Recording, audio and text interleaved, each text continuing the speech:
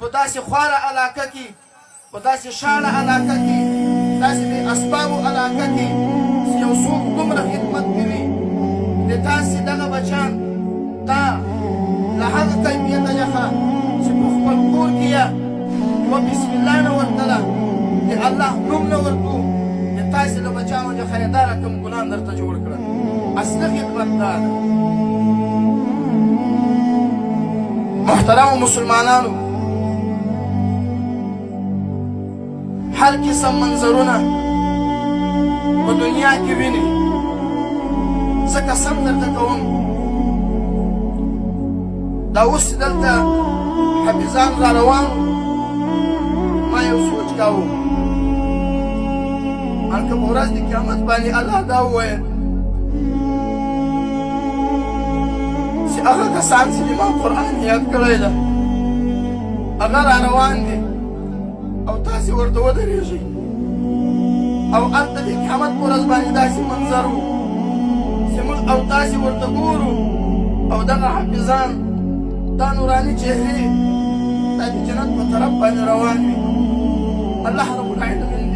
العالمین خو دې موږ هم په هغه ورځ باندې په دغه لار کې حساب. محترمو مسلمانانو، که انسان سوچ وکړي په یو حدیث مبارکه کې راځي نبی کریم صلی الله علیه وسلم فرمایي ورځ د قیامت باندې به الله رب العزت اعلان وکړي چې ای سخیانو تاسې ولاړ شئ جنت ته. سخیان به جنت ته ولاړ شي. الله به اعلان وکړي چې ای شهداو تاسې ولاړ شئ جنت ته. شهدا به جنت ته ولاړ شي. الله رب العزت به اعلان وکړي چې ای علماو ای حافظانو د قرآن تاسې جنت ته ولاړ شئ. کوم وخت کې چې دا حافظه کرام او علما دا راسي او د جنت په طرف باندې روان شي الله رب العزت به د یو فرشتې په خوله باندې اعلان ورته وکړي چې دا علما او دا حافظان بېرته راوګرځوئ. چې په کوم وخت کې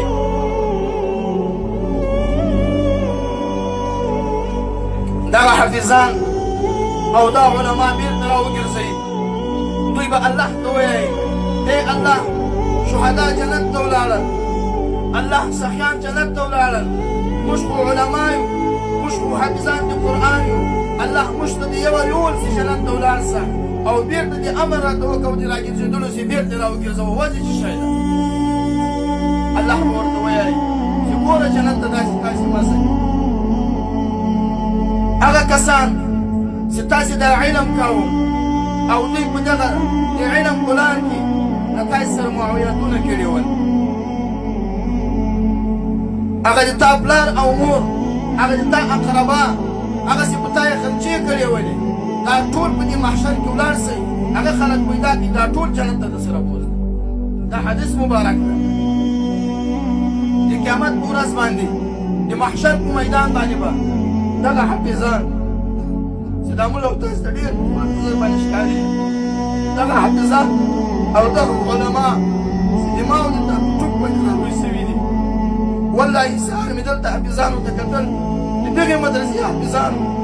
په 5 بجې باندې 5 بجې باندې داسې حافظان مې لا والله یې ولیدل په دا نن شپه کې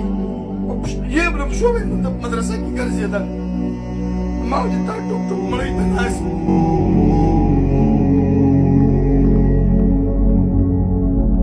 ما او د تا وظیفې ته ناست ما او د تا هغه پنځور پو ته ناست وي. د قیامت په ورځ به دغه حافظان ما او تا پسې ګرځي. دا حدیث ده چې چا یو ګوله مړی په دنیا کې ورکړي چې چا 5 روپۍ ورکړي وي چې چا یو لاس د ترحم او د شفقت ورباندې ایښی وي دا به په ورځ د محشر باندې ګرځي په تاسې پسې او تاسې به غواړي. تعجبه خو به دا منظره وي، تعجبه به دا احلات وي. هغه پلار چې دی به کله مدرسې ته راته تا به 50 روپۍ ورکولې، تا به 100 روپۍ ورکولې. د قیامت په ورځ باندې به دغه پلار بچي ته ولاړ ای بچیه ما باندې الله د جهنم فیصله کړې ده. ای بچیه جهنم ته روان یم، زه خو د تا پلار یم، زه خو د تا والد یم، ما خو په تا باندې دا حفظ کړی ده. هغه پلار چې په دنیا کې ملک و، هغه پلار چې په دنیا کې سردار و، هغه پلار چې په دنیا کې خام دغه بچي ته به د ورځې قیامت باندې ولاړ د قرآن اثر ته موږ او تاسو باید په دنیا باندې وګورو د دغو بچیانو چې دوی چې کومې چهرې دي او دا شاته نور بچیان چې دي صرف دغه معجزې او دې کرامت ته وګوره صرف چهرو ته یې اوس نظر وکوه په دنیا کې الله رب العزت دوی کې نورانیت ایښی ده په ورځ د قیامت اوس به نورانیت په حدیث شریف کې راځي نبی کریم صلی الله علیه وسلم فرمایي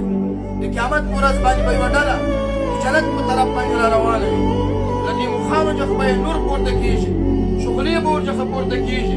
ملایکه به پوښتنه وکوي ای الله دا انبیا دي الله به ورته انبیا مخ د جنت ته تللي دي ای الله دا سخیان دي الله به ورته سخیان او شهدا مخ د جنت ته تللي دي ای الله دا څوک دي سره مخه څخه انوارات پورته کېږي